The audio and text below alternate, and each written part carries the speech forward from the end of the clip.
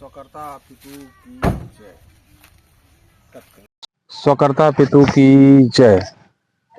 मैं केसी सर्वेंद्र आज बहुत दिन बाद वीडियो बना रहा हूं और वीडियो में बहुत कुछ खास बातें हैं। बीच बीच में समय नहीं मिला, इसके लिए वीडियो नहीं बना पाया और मैं अभी आउट ऑफ स्टेट में हूं। अभी हम आप लोगों को कई बार बता चुके जो पर्सनल और बिजनेस लोन लिए हैं उनको घबराने की जरूरत नहीं है। घबराइए मत। अगर आपके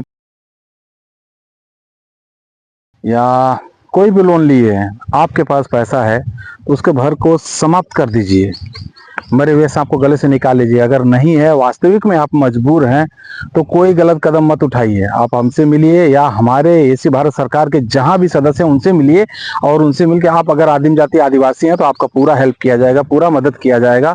और आप कुछ गलत कदम मत उठाइए, कोई गलत कदम मत करिए, कुछ भी गलत मत उठाइए। आरबीआई के 34 पेज के रूल्स रेगुलेशन हैं, जिनको कोई भी आरबीआई के नीचे काम करने वाले बैंक हो या एजेंट हो, ये लोग फॉलो एक पेज भी फॉलो नहीं करते हैं। इसमें से उसमें से थोड़ा थोड़ा मिलके फॉलो करते हैं, जबकि वह अमान्य है, अनलीगल है। आपके यहाँ एजेंट आता है, परेशान करता है, किस आधार पे आता है उसको पूछिए। तुम्हारा आईडी कार्ड है? और अगर वो बोलता हम थर्ड कंपनी से, थर्ड कंपनी का ऑथोराइजेशन लेटर है क्या उसके पास? लेटर मांगिए कि अगर जो कंपनी से आपने लोन लिया है, एनबीएफसी कंपनी से, उस कंपनी ने अगर उसको लोन दे दिया है, उसको जो आपका फाइल है उसको दे दिया है, तो उसके पास अथॉरिटी पेपर होगा। वो पेपर मांगिए आप कि भाई उस कंपनी ने आपको दिया, वो पेपर दिखाइए और अपना आई कार्ड दिखाइए, अपना डीआरए लाइसेंस, 3 चीज हमको दिखाइए, फिर हमसे बात करिए। और अन्यथा नहीं दिखा सकते हैं तो थर्ड कंपनी चवन्नी छाप है तो उनको आउट कर दीजिए, आउट। कोई भी घबराने की जरूरत नहीं है, कुछ भी और टेंशन लेने की जरूरत नहीं है। और जो हमारे आदिम जाति आदिवासी भाई हैं उनके लिए तो मैं आपको स्पष्ट बता दिया हूं कि जो हमारे श्री कुंवर केसरी सिंह दादाजी है, आज वो दिवंगत हैं, आज इस दुनिया में नहीं है, लेकिन उनके पोते और उनके लड़के और भी उनके समाज के जितने हम लोग हैं सब पारिवारिक ही हैं। और हमारे श्री कुंवर केसरी सिंह दादाजी ही असली भारत के मालिक थे, जिसका 164 डेलीगेट्स ने साबित किया, लिखित हुआ है, जिसका डॉक्यूमेंट पेपर सब कुछ हमारे पास है। उसके अनुसार दादाजी हमारे मालिक हैं तो हम उनके परिवार से हैं, तो हम भी पारिवारिक मालिक हैं, लेकिन असली मालिक हमारे दादा हैं। ये चीज को ध्यान में रखते हुए आपके ऊपर कौन सा नियम, कौन सा धारा, कौन सा कानून बैठता है, नहीं बैठता है, उसके अनुसार ही आप उनसे बात करिए। अभी देख लीजिए द लैंड रेवेन्यू रूल्स 1972, उसके अनुसार पेज नंबर 366 पर दिया है। द बॉम्बे ट्रेजरी रूल्स 1960, ये सब जितना मैं बताता हूँ आपको सब आधिकारिक रूप पे है, गवर्नमेंट ऑफ इंडिया का ही सब निकला हुआ है, ये कहीं बाहर से नहीं आया हुआ है। ये देख लीजिए आप, और मैं इसके अनुसार आप लोग को बताता हूं। आप लोग अपने अधिकार को जानिए, कोई गलत कदम मत उठाइए, हर एक चीज को पढ़ लीजिए, किस पेज पे कहाँ लिखा हुआ है, स्पष्ट रूप से कोर्ट में, पुलिस स्टेशन, जहां भी लगता है वहां पे बताइए, दिखाइए, उसके अनुसार आप पेपर वर्क से लड़ाई लड़िए।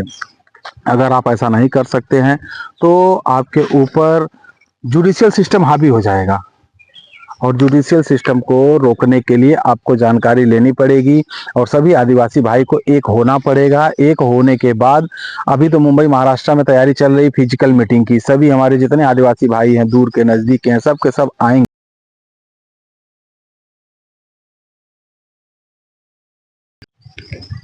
अभी देखिए, जो गुजरात लैंड रेवेन्यू या LLR 1972, the land revenue rules 1972 के अनुसार इस निश्चित अवधि का अर्थ 1870 में अवधि के आरंभ में 99 वर्ष के लिए पट्टा दिया जाता है। यह 1969 तक चलता है, लेकिन यह 1900 में उसी नियम के तहत दूसरा भूखंड दिया जाता है, जो लीज भी 1969 तक ही रहेगा। 1950 में लीज 19 साल के लिए ही लीज थी, लीज दी जाती है। भवन के उद्देश्य के पट्टे के रूप में यह स्पष्ट अवांछनीय है। इसकी असुविधा पर चर्चा 9787.17 में की गई, लेकिन हम मान सकते हैं कि इसे एक व्यवहारिक समझ से ठीक किया जा सकता है कि 1969 उन सभी नवीनीकरण उचित रूप से संशोधित किराया और संभवतः नवीनीकरण प्रीमियम पर किया जाएगा। इस बढ़ी हुई दरों और प्रीमियम के भविष्य के मूल्य के सर्वेक्षण की आंशिक लागत R584-73 रुपया नई श्रृंखला अनुभाग CXXIV में सरकार को न्यायोचित ठहराने के रूप में तौला गया है।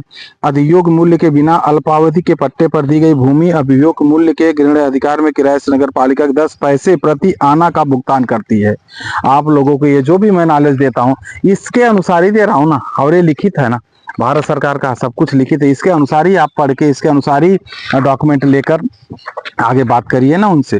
99 साल के लिए लीज पर था, और कहाँ पर लिखा RBI जो है रिजर्व बैंक ऑफ इंडिया है, पारदर्शी विदेशी अनामत सराफी पेड़ी वगैरह वगैरह नॉन एग्रीकल्चर नॉन क्या एंड रेटिंग दरें लागू पड़ता और लीज बेलिंग पर वो दिस इज ऑब्वियसली अनरिजेबल इट्स मतलब बहुत कुछ है जिसको आपको जानकारी लेनी है। अब भी तो आपके सर से उड़ जाएगा बात जो भी हम बताएंगे। धीरे धीरे आप ज्वाइन करिए, डॉक्यूमेंट लीजिए। हमारे आदिम जाति आदिवासी भाई के पास हर एक डॉक्यूमेंट होना चाहिए, निश्चित रखिए, नहीं तो हम लोग को समाप्त कर दिया जाएगा। ऐसा जुडिशियल सिस्टम है, जुडिशियल और नॉन जुडिशियल। हम नॉन जुडिशियल हैं, इस बात को आप लोग स्पष्ट से जानते हो।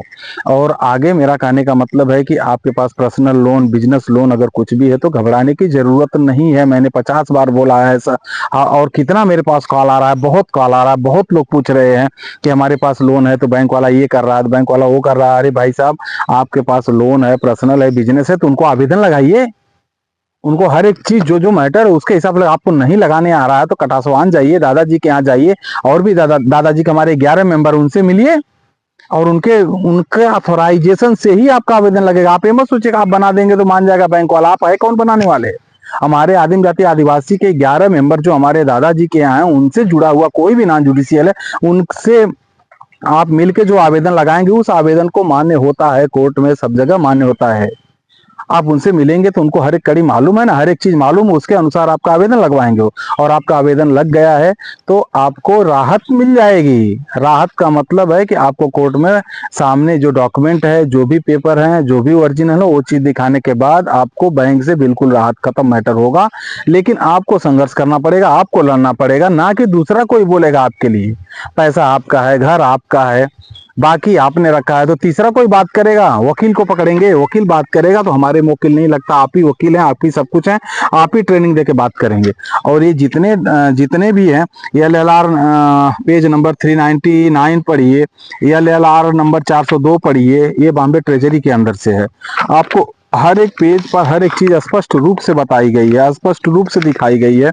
और जो बॉम्बे ट्रेजरी है इसके बारे में आपको अगर बुक लेना है तो सुप्रीम कोर्ट में लॉक है, इसको आपको निकलवाना पड़ेगा। या तो आप कटासवान जाइए हमारे दादाजी के यहाँ, जब मिलन समारोह होता है तो वहां पर आपको लैंड रेवेन्यू 1972 और बॉम्बे ट्रेजरी 1960 मिलेगी, जो कि मान्य है। अगर ऐसा कोई बोलता है कि मान्य नहीं है तो गलत बात है, बिल्कुल मान्य है।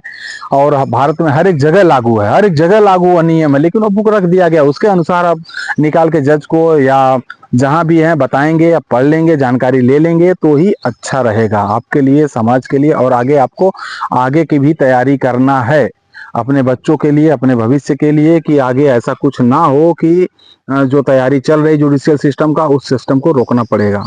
हम आदिम जाति आदिवासी हैं और हमें कैसे क्या करना है इस बात को हमें इकट्ठा होकर सलाह लेना है और सलाह लेकर करना है। बाकी आप लोग अगर अपनी मर्जी से या कहीं भी जुड़े हैं तो अच्छी बात है, आज तक क्या किए हैं, लेकिन आगे करने के लिए हमें तैयारी करना है, इकट्ठा होना है। बहुत से हमारे आदिवासी भाई कॉल कर रहे हैं जिससे हम बहुत खुश हैं। बहुत से लोग राय लेते हैं, रोजाना कम से कम 10-20 लोगों का कॉल आता है, लेकिन हम आउट ऑफ स्टेट आए हुए हैं। हमारे मुंबई आने के बाद से प्रोग्राम किया जाएगा, फिजिकल मीटिंग रहेगी जिसमें ट्रेनिंग दिया जाएगा, सबको बताया जाएगा। आपको परेशान होने की जरूरत नहीं है। जय हिंद, जय महाराष्ट्र।